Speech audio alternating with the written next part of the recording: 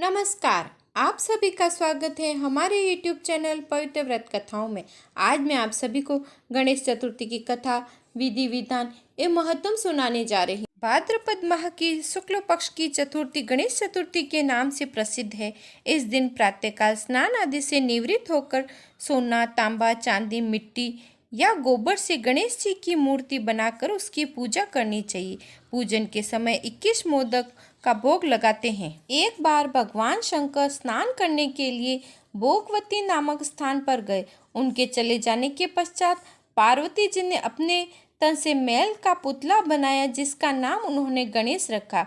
गणेश को द्वार पर एक मुग्दल देकर बिठाया और कहा, तब तक मैं स्नान करूं, किसी पुरुष को अंदर मत आने देना। भोगवती पर स्नान करने के बाद जब भगवान शंकर आए तो गणेश जी ने उन्हें द्वार पर रोक दिया। क्रोधित होकर भगवान शंकर ने उनका सिर धड़ से अलग कर दिया और अंदर चले गए। पार्वती जी ने समझा कि भोजन में विलंब होने के कारण शिव जी नाराज है। उन्होंने फौरन 2 भोजन की थालियां परोसी और शिव जी को भोजन के लिए बुलाया।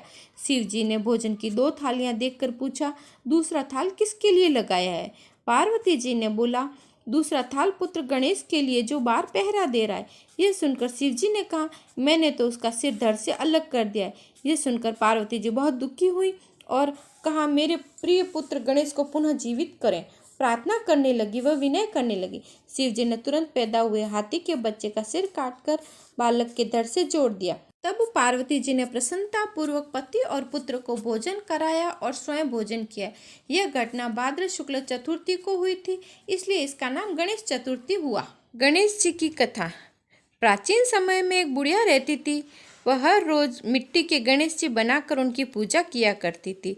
बेचारी बुढ़िया के गणेश जी रोज गल जाते थे। वह रोज बनाती थी और रोज गल जाते थे। उसके घर के सामने एक सेठ जी का मकान बन रहा था।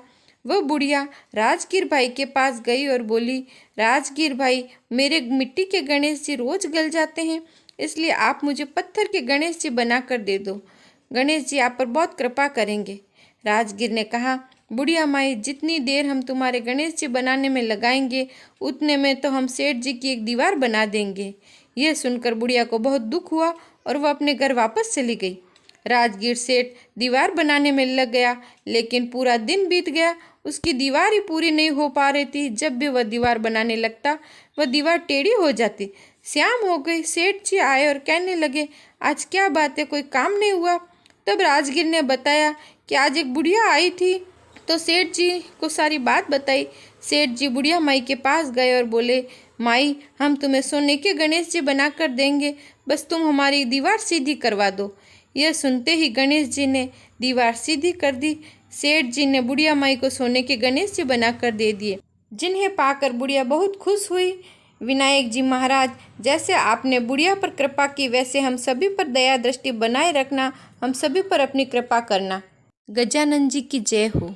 आप सभी को मेरी कथा पसंद आई हो तो प्लीज़ लाइक, शेयर, सब्सक्राइब कीजिए और कमेंट बॉक्स में डालिए कोई नई कथा सुनना चाहते हैं। धन्यवाद। जय श्री कृष्ण।